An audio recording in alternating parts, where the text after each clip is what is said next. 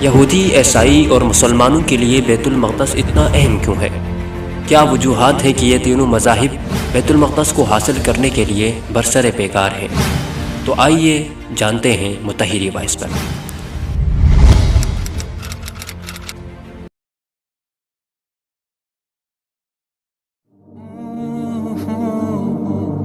السلام علیکم دوستو، عبرانی زبان میں یروشلم اور عربی زبان میں القدس کے نام سے معروف تاریخی شہر بیت المقدس، جس کے معنی پاک گھر ہے، ان شہروں میں سے ہے جسے نوع انسانی عزت و احترام کی نگاہ سے دیکھتی ہے۔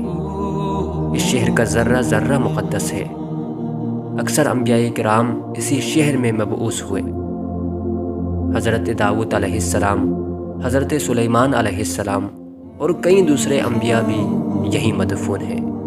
بیت المقدس متعدد مرتبہ تخت و تاراج ہوا ہے۔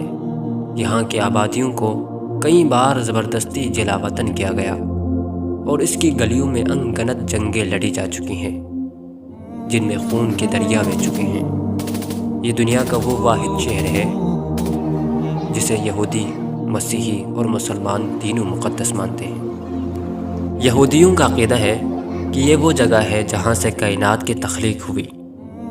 یہیں پر حضرت ابراہیم علیہ السلام نے اپنے بیٹے کی قربانی کی تیاری کی تھی۔ یہاں پر موجود مغربی دیوار یہودیوں کی اہم مذہبی یادگار ہے، جسے دیوار گریہ بھی کہا جاتا ہے، جو حضرت سلیمان علیہ السلام کی تعمیر کردہ ہیکل سلیمانی کی ایک دیوار کا کچھ بچا ہوا حصہ ہے۔